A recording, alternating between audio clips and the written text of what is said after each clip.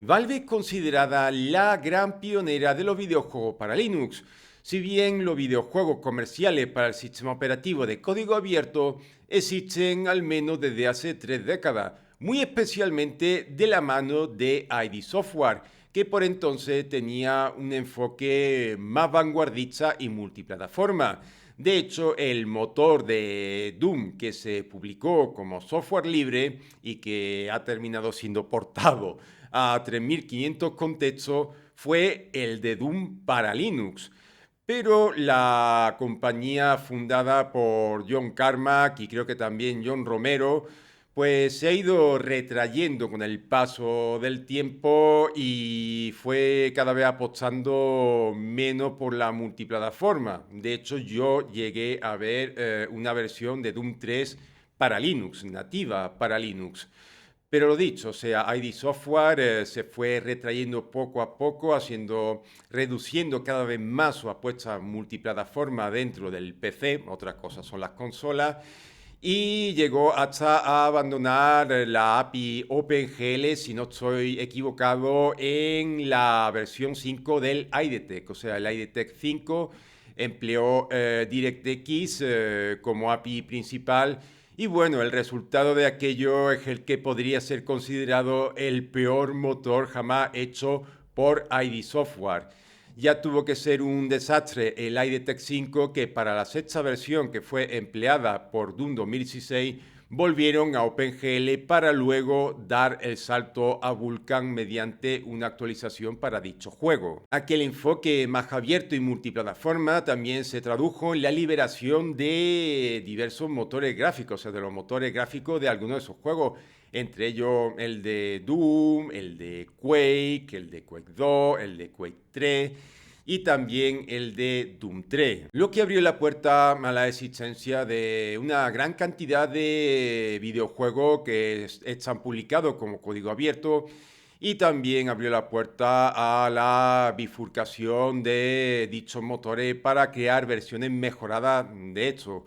Por ejemplo, el videojuego Celaco está hecho con GZ Doom, si no estoy equivocado, que es una versión hiper evolucionada del motor del Doom original. Sí, o sea, lo que estáis viendo en pantalla es en realidad el motor del Doom original. Cuesta muchísimo creer que el motor del Doom original sea capaz de realizar estas cosas, obviamente, mediante evolución, ¿no? Pero cuesta imaginárselo, ¿no?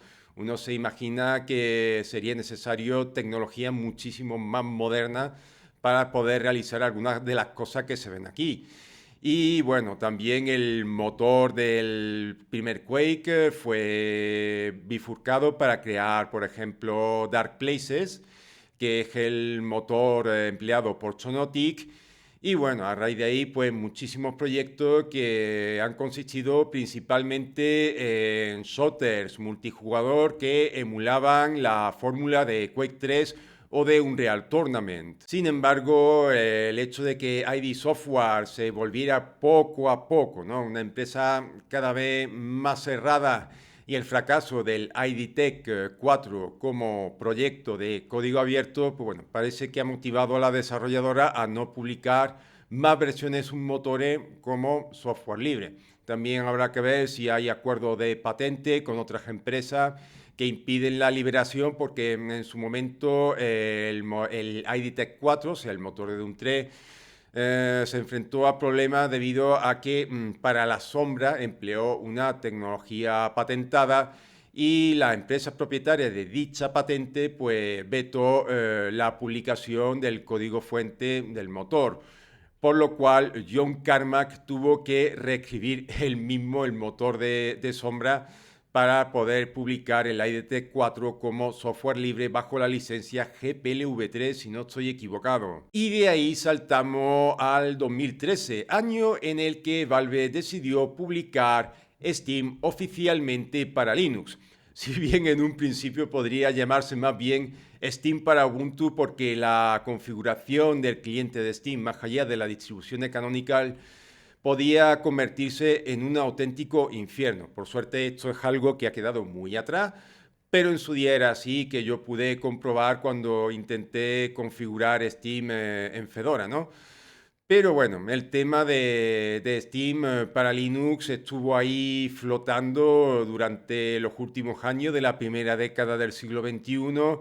De hecho, parecía que se había confirmado, pero luego Valve se echó atrás y luego volvió a ir hacia adelante. ¿Qué motivó a Valve para lanzar Steam para Linux? Pues Windows 8, porque esta versión del sistema operativo de Microsoft incluía una tienda propia, o sea, la típica tienda que es tan común en los sistemas operativos para móviles.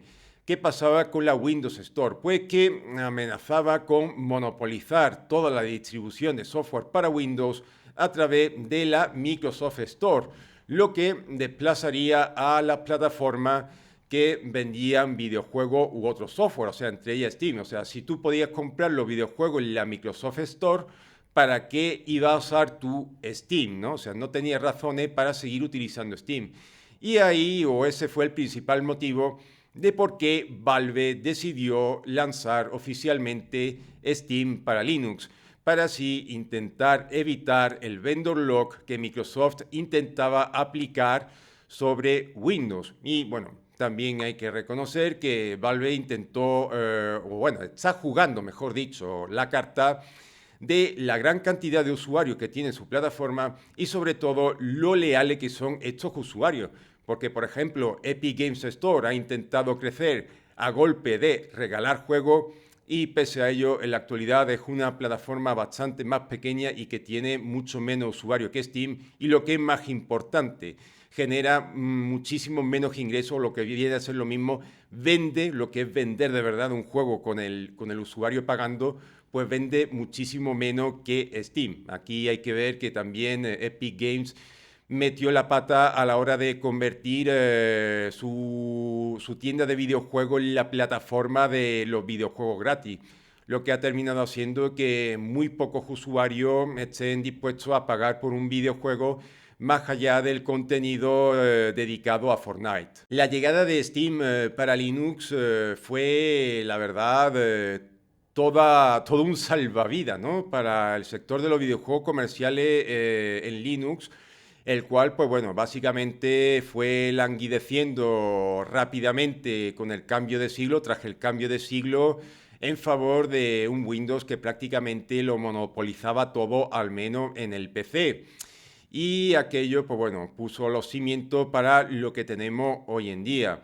La propia Valve ha reconocido que a lo largo de su trayectoria, ¿no? A lo largo de la trayectoria de Steam para Linux, ha ido aprendiendo cosas, porque hay que recordar la primera generación de Steam Machines, que fue un auténtico fracaso debido al sobreprecio que tenían las máquinas, la carencia en muchas de ellas de una gráfica dedicada, de hecho algunas se apoyaban en una gráfica de Intel, casi nada, y la falta de juego, ¿no?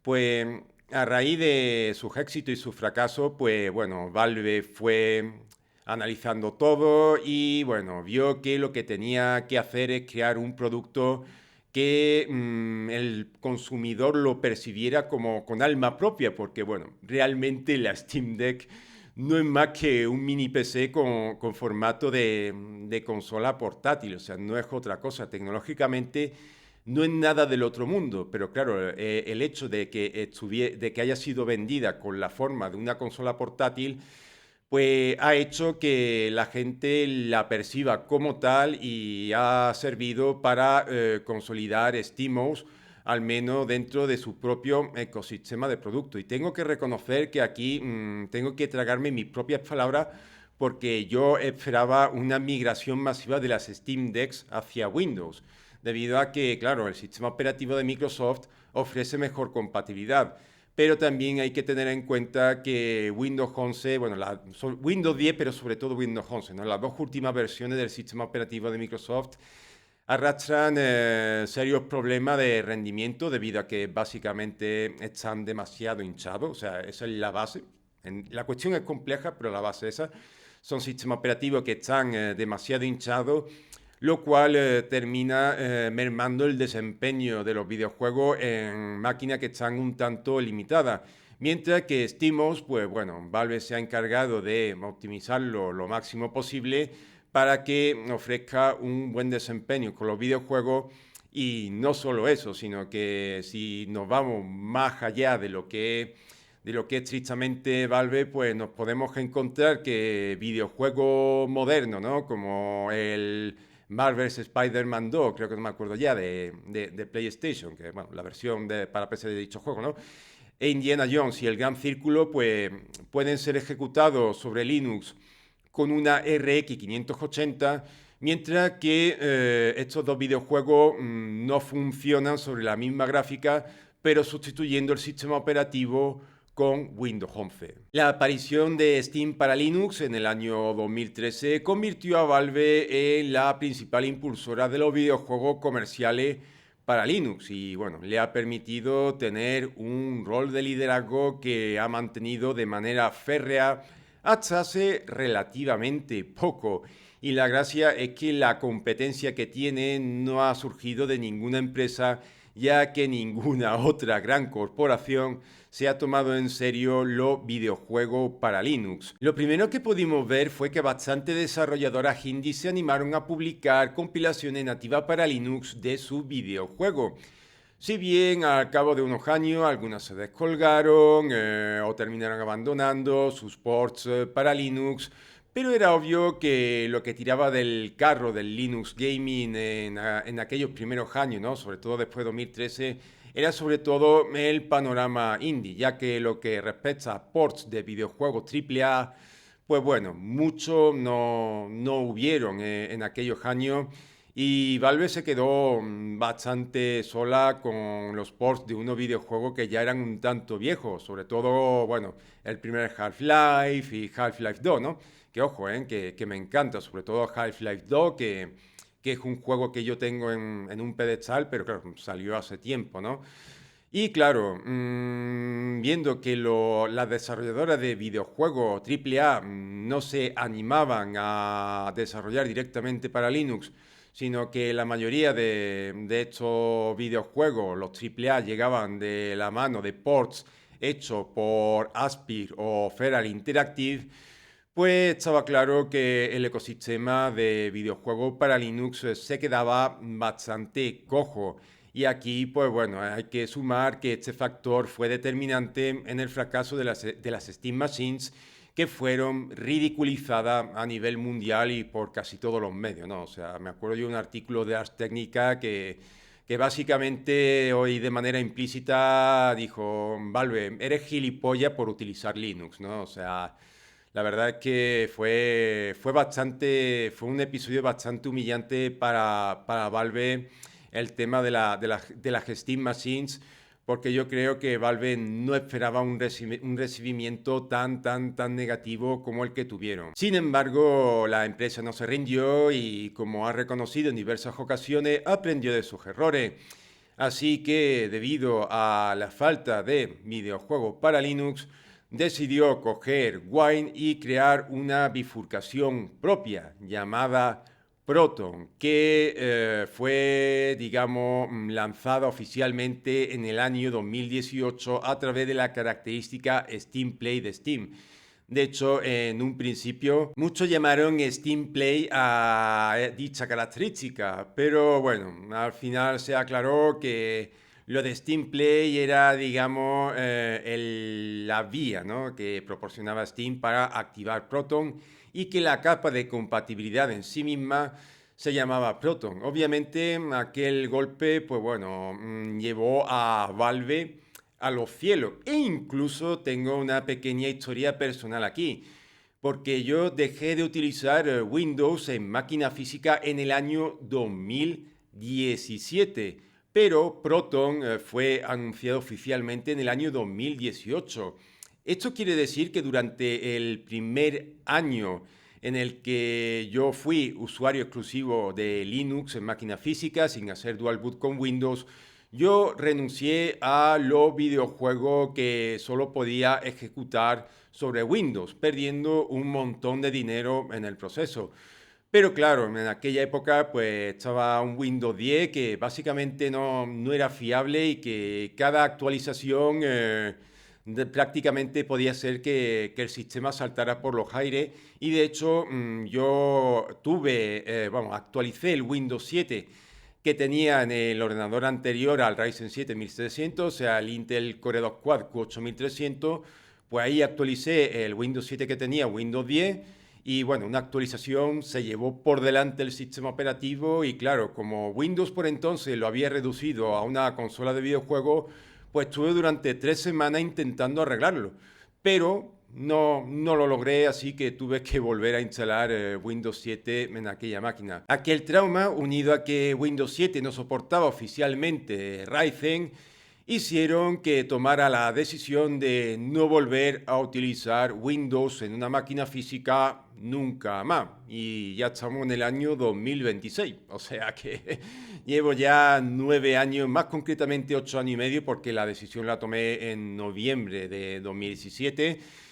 Así que nada, llevo ya un montón de años así y yo ya dudo muchísimo que regrese a Windows en máquinas físicas, salvo alguna catástrofe, ¿no? Y como podéis imaginar, el anuncio de Proton, más si tenemos en cuenta que por entonces utilizaba Steam prácticamente en exclusiva para jugar, pues fue para mí una grandísima noticia. De hecho, yo di bote de alegría porque claro, aquello me permitía recuperar un dinero que en su día gasté y que dejé de poder aprovechar debido a que dejé de utilizar Windows en máquina física. O sea, claro que, bueno, viendo mi posición actual, hay gente que me dice, oye, tú puedes hacer esto gracias a Valve. Y sí, le estoy muy agradecido a Valve. De no ser por Valve, pues el Linux Gaming en la actualidad no estaría donde está. Y para qué negarlo, ¿no? O sea, aquel golpe de efecto, pues obviamente llevó a Valve al Olimpo del Linux Gaming, pero también tuvo una consecuencia colateral, y es que Feral Interactive poco a poco fue dejando de publicar ports nativos de juegos para Linux. Aspir básicamente se quitó de en medio y muchos desarrolladores independientes dejaron de publicar versiones o compilaciones de sus juegos para Linux debido a que la compilación para Windows podía ser ejecutada mediante Wine o Proton, sobre todo Proton, que no es más que un Wine preconfigurado para facilitar la ejecución de videojuegos compilados para Windows sobre Linux. Y a partir de ahora viene lo que es mi propio drama personal con Steam.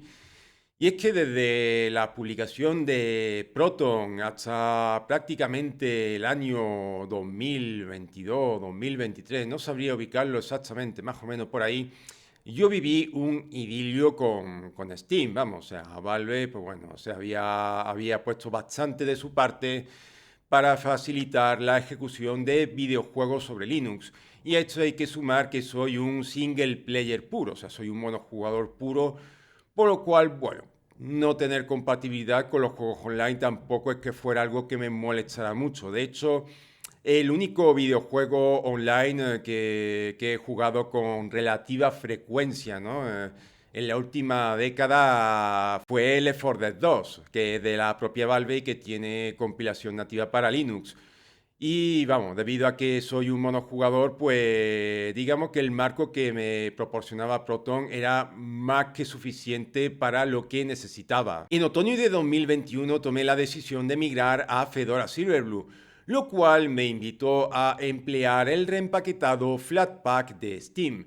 Si bien las cosas fueron bastante bien en un principio, a partir del año 2022 o principio del año 2023, las cosas empezaron a torcerse, ya que el cliente de Steam para Linux empezó a arrastrar una serie de problemas.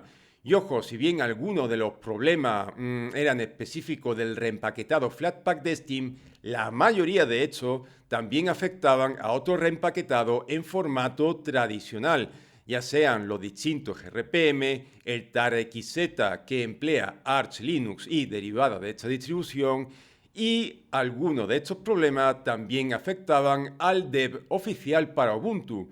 muy especialmente ese Big Picture que funcionaba a muy poco FPS. Yo que soy un jugador de consola y que básicamente, pues bueno, juego a todo lo que puedo con un mando, ¿no? O sea, yo soy consolero total.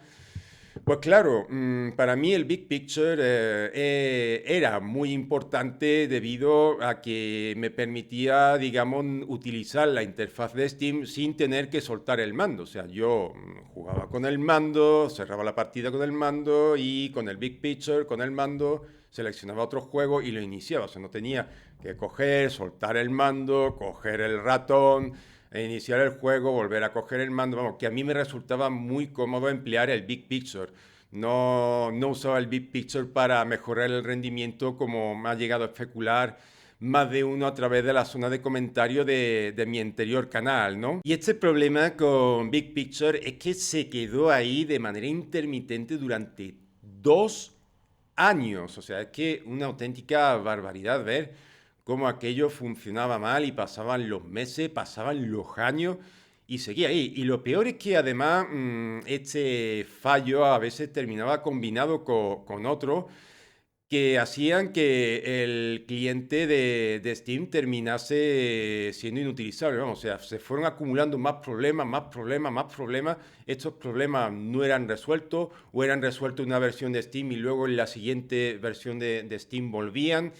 Y vamos, o sea, la cosa, pues bueno, la bola se fue, la bola de mierda, ¿no? Se fue haciendo cada vez más grande hasta que en enero de 2025 prácticamente Steam se me volvió inutilizable. O sea, sí, la aplicación arrancaba, pero me era casi imposible utilizarla. O sea, era un auténtico infierno. O sea, yo no utilizaba Steam, me peleaba con Steam. Y claro, aquello fue una bofetada tan grande que tomé una decisión drástica, que fue dejar de utilizar Steam como plataforma principal para pasarme a GOG a través de Heroic Games Launcher. El hecho de que el cliente de Steam estuviese totalmente roto y me fuese inutilizable me llevó a desinstalarlo. Y aquello hizo plantearme si dejar de utilizar ciertos juegos que tenía en Steam y en GOG, o sea, dejar de ejecutar esos videojuegos en Steam para ejecutarlo en GOG, ya que en aquella época había empezado a recomprar algunos de mis videojuegos favoritos en GOG con el fin de poder respaldarlo, ya que GOG es una plataforma sin DRM y te permite descargar los instaladores de los juegos e instalarlos sin necesidad de emplear ningún cliente. O sea, yo puedo descargar los instaladores de los videojuegos de GOG y luego instalarlo mediante bottles, si quisiera. Obviamente empleo Heroic Games Launcher por comodidad y porque este cliente, pues bueno, ha ido mejorando con el paso del tiempo para proporcionarme un marco mejor adaptado a mi perfil como usuario de Linux, sobre todo en lo que respecta al fanboyismo o entusiasmo que muestro hacia Wayland. En abril de 2025 me apeteció rejugar a mi videojuego favorito, Prey 2017. Y claro, este era uno de los juegos que yo tengo en Steam y en GOG. Así que bueno, estuve pensando si ejecutarlo en Steam, si ejecutarlo en GOG, porque bueno, no terminaba de decidirme si cambiar de plataforma y hacer que estos juegos funcionaran a través de GOG en lugar de Steam. Pero decidí, vamos, en aquel momento opté por Steam, así que volví a instalar Steam y descubrí que la aplicación al menos había sido reparada en un nivel suficiente como para poder ser usable. Así que rejugué una vez más a Play 2017 a través de Steam. Y nada, si bien en aquel momento decidí mantenerme en Steam para aquellos juegos que tenía en las dos plataformas, pocos meses después, más concretamente en verano, me atrevo a decir que fue en agosto más o menos, tomé la decisión de igualmente traspasar los juegos de Steam a GOG. Ojo, traspasar es una forma de decirlo, ¿no? Porque tampoco traspasé las partidas jugadas, sino que básicamente dejé de instalar estos videojuegos a través de Steam y pasé a instalarlo a través de Heroic Games Launcher desde GOG, ¿no? También merece la pena contar un hecho, ¿no? Del que me arrepiento, ¿no? Porque en torno a Fallout New Vegas, ya que en su momento compré la versión básica del juego en Steam por 2,5 euros, porque bueno, no sabía yo si me fuera a gustar o no. Me gustó bastante, recompré la edición Ultimate en GOG, que es la única que está disponible ahí, y después recompré la edición Ultimate en Steam mediante una clave que compré en Eneba.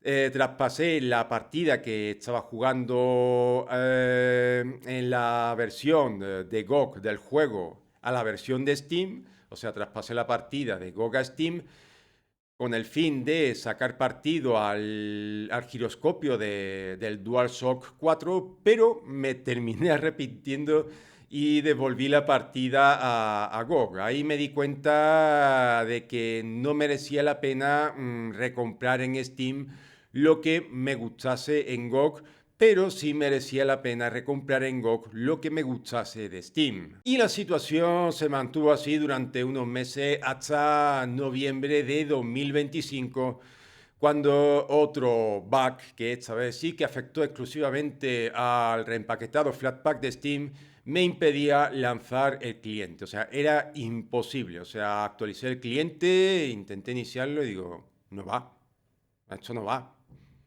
nada.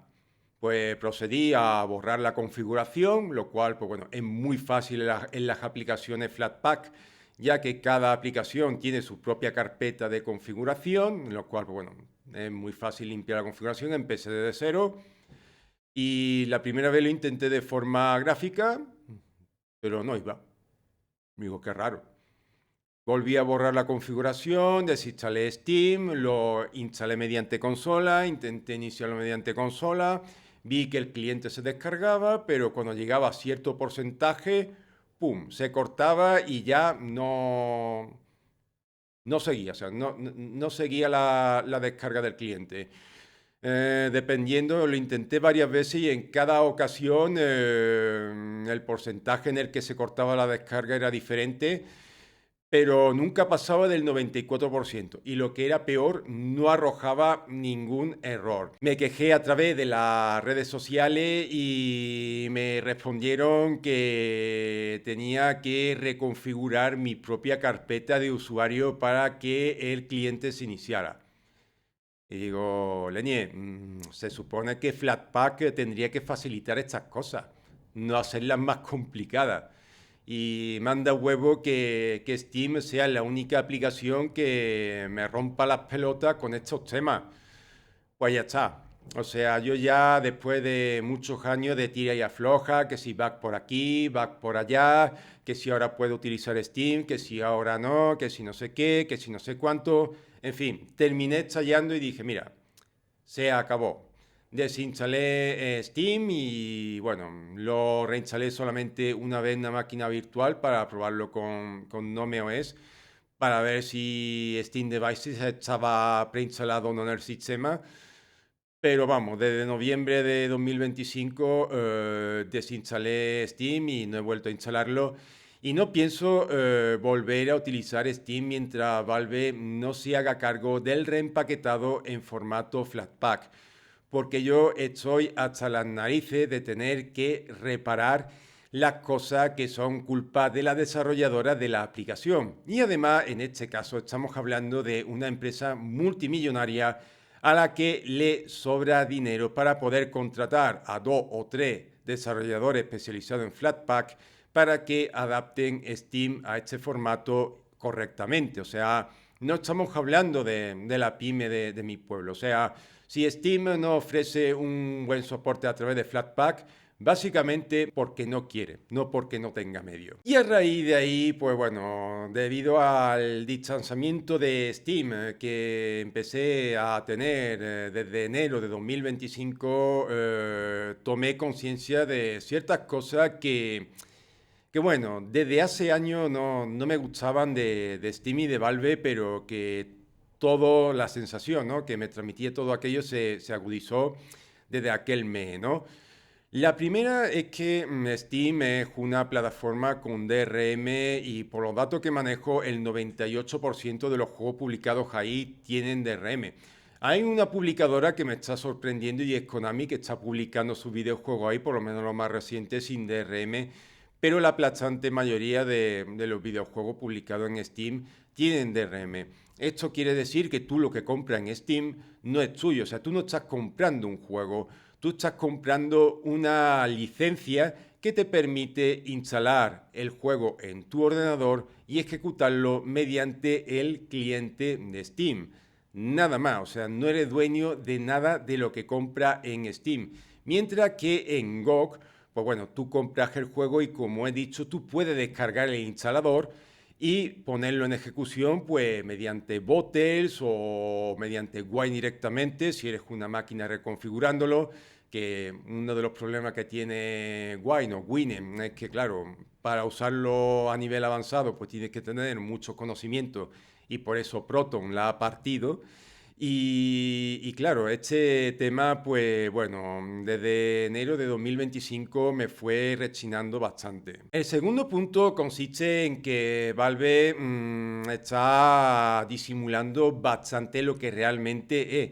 Porque por un lado está contribuyendo al kernel Linux para que viejas gráficas de Radeon funcionen de manera predeterminada con AMD GPU y puedan ejecutar videojuegos. Sin embargo, en los últimos tiempos he visto bastante movimiento en torno a Steam que van en dirección a partir el Linux Gaming en 2. Por ejemplo, pues bueno, te puedes encontrar con videojuegos que si quieres ejecutarlo en el escritorio Linux tienes que añadir un parámetro que se dedica a falsificar la Steam Deck. También hay videojuegos como por ejemplo el Baldur's Gate 3 que han sido hechos con el propósito de que la versión nativa para Linux solo funcione sobre SteamOS, haciendo que el usuario pues bueno, tenga que reconfigurar cosas si quiere utilizar dicha compilación sobre el escritorio Linux o que tenga que lidiar con Proton para ejecutar Baldur's Gate 3 sobre el escritorio Linux. O sea, estos movimientos básicamente están dividiendo el Linux Gaming en dos. Y aquí también se puede sumar la interfaz para controladores de Steam, Steam Input, que bueno, al menos oficialmente no funciona fuera de Steam, lo que convierte a este componente en un auténtico vendor lock contra la competencia.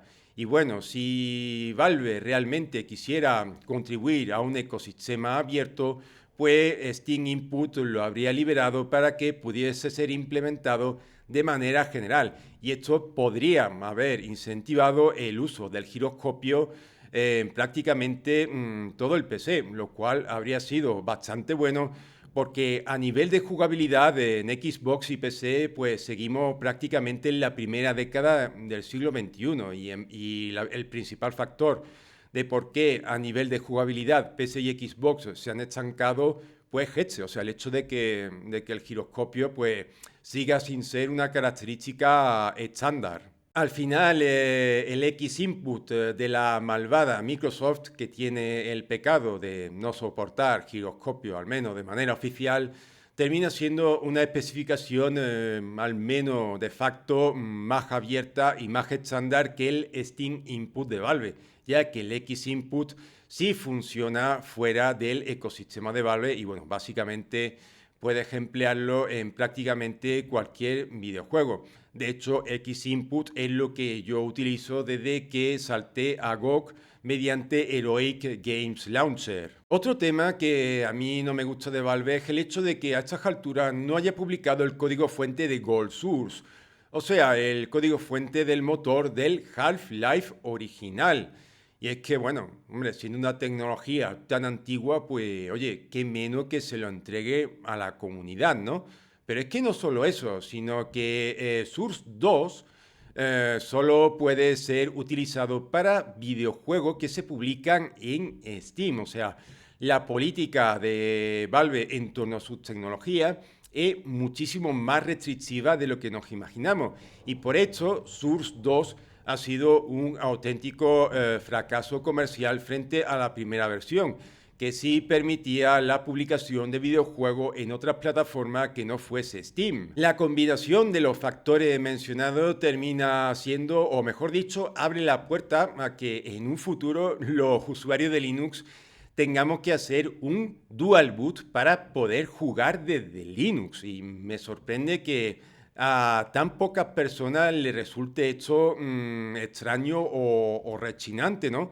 Porque si tienes que hacer un dual boot para poder jugar desde Linux con tu distribución para jugar por un lado y la distribución que utilices para tu día a día en otro, pues sinceramente, no sé qué sentido tiene impulsar los videojuegos para Linux o tener un dual boot con dos distribuciones Linux cuando puedes hacer un dual boot con Windows y tener una mejor compatibilidad.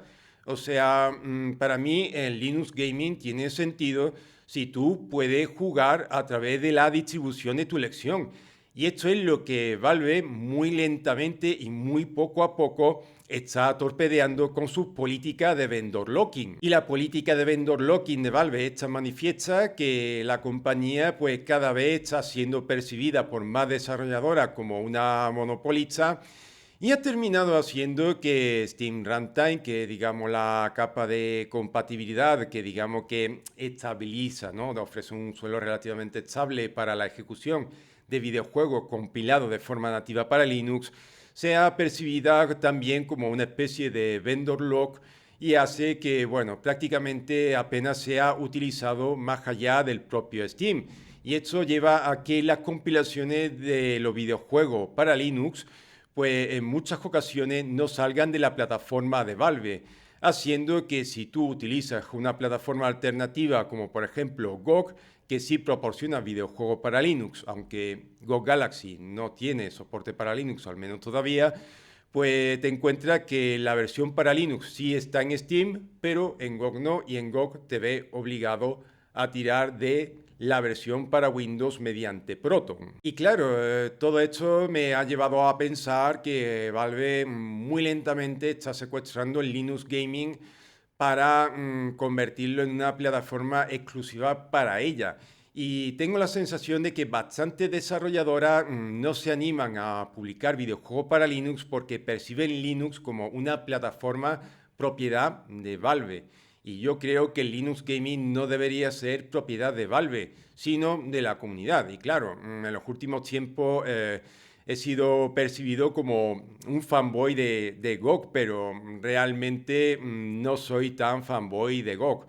Aunque bueno, es cierto que me he apoyado en GOG por el tema del DRM y también para apoyar la industria europea de los videojuegos, ya que, bueno, aquí en la Unión Europea, pues a las instituciones europeas, las propias empresas europeas se la sopla directamente y prefieren importarlo todo de donde sea antes que apostar por las empresas que están radicadas en la Unión Europea, ¿no? Pero mi verdadero bando en la actualidad es la rama comunitaria del Linux Gaming. O sea, si uno ve mi marco para jugar al completo, pues uno puede terminar viendo una clara tricefalia, ¿no? O sea, una de las cabezas, obviamente, es GOG, pero la otra es Heroic Games Launcher, que además de ser un cliente bastante bueno, con el paso del tiempo, pues ha ido mejorando para adaptarse a mi propio perfil como jugador sobre Linux.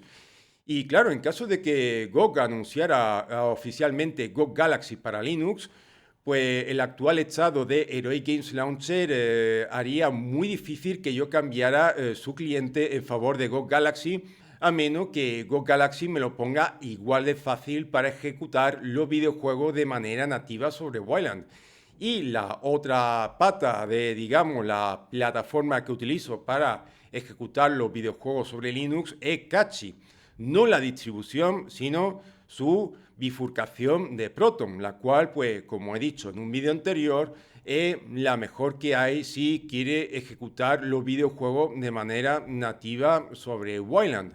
O sea, no es que defienda a GOG a muerte, o sea, yo defiendo sobre todo lo que es la rama comunitaria del Linux Gaming, porque yo quiero que los Linux gamers puedan ejecutar los videojuegos en la distribución de su elección y no en SteamOS y en aquellas pocas distribuciones que siguen la estela de SteamOS, muy especialmente aquí Backside, ¿no? O sea, no, yo no quiero que una empresa determine a un usuario de Linux cómo debe usar su computadora. Yo quiero que sea el usuario quien decida cómo utilizar su computadora.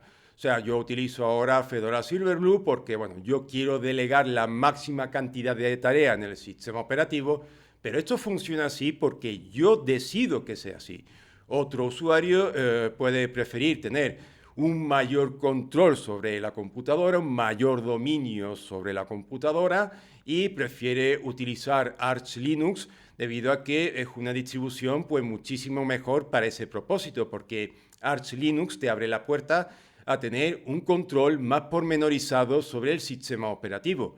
Pero esto a mí en la actualidad no es algo que me interese porque yo ya soy un simple usuario, soy un simple mortal que lo único que quiere es encender el sistema operativo y empezar a ejecutar las aplicaciones. Y ahí, pues bueno, Silverblue me proporciona un marco perfecto y más si tenemos en cuenta que en la actualidad es un sistema operativo totalmente automantenido, por lo cual su mantenimiento es totalmente desatendido por mi parte. Y esta es mi historia y mi versión de por qué Valve ha pasado para mí de ser una heroína a una villana dentro del Linux Gaming. Espero que este vídeo os haya resultado muy aburrido, sobre todo con el fin de curar el insomnio, ¿no? Debido a que pasamos demasiado tiempo sobre las pantallas, pues bueno, recibimos mucha luz azul y cosas así, y digamos que los ritmos circadianos los tenemos bastante estropeados. Así que bueno, viendo que este vídeo va a salir bien largo, pues espero que os haya resultado aburrido, espero que podáis dormir muy bien esta noche y nos vemos en el próximo vídeo. Hasta luego.